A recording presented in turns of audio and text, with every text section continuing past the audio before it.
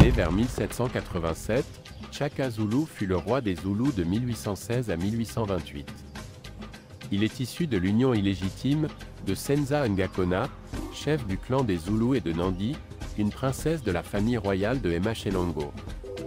Rejeté, humilié et maltraité par son père, sa douleur va l'endurcir et marquer sa personnalité fougueuse, violente et en faire une personnalité forte et un futur grand chef de guerre.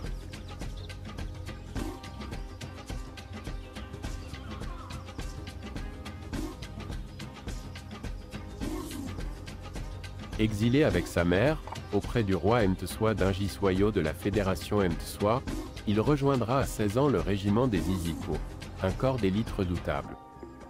Par sa force, sa bravoure, il en devient rapidement le commandant, imposant à ses troupes une discipline de fer.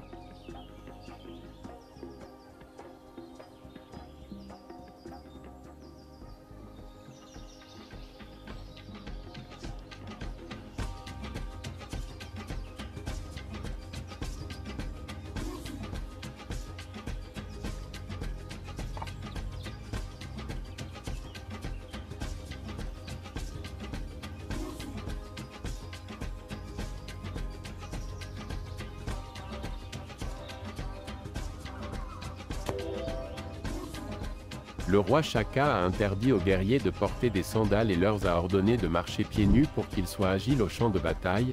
Un guerrier zoulou doit aussi être bien discipliné.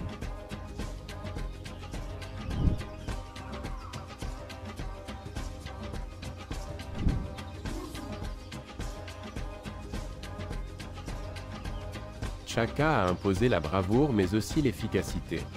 Il a fait une révolution dans l'armement des guerriers zoulous. Shaka fait supprimer la lance de jet, garde la sagaie mais avec une hampe considérablement raccourcie. Il en fait une arme pour frapper des stocks, avec un bouclier en peau de bœuf. Le soldat zoulou n'a pas plus d'armes à lancer.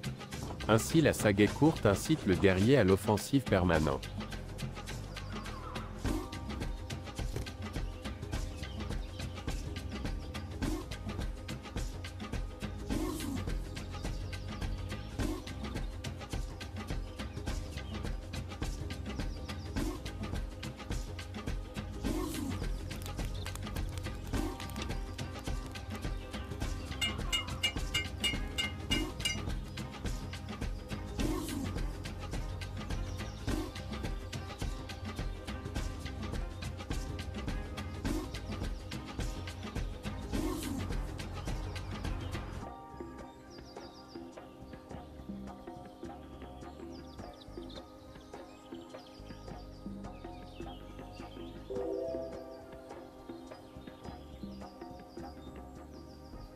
Après avoir assis son autorité au sein de son peuple, il débute ses conquêtes militaires pour agrandir son royaume.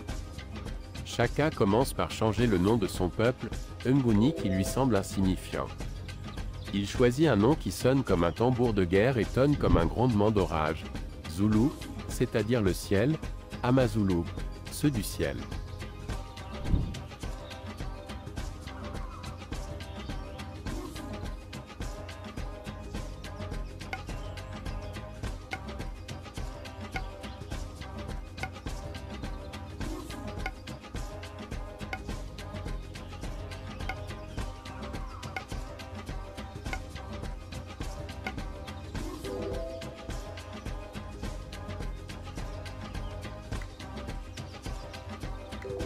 Son œuvre est immense car il a réussi à rassembler sous son autorité tous les clans de l'actuel Zululand en une seule nation.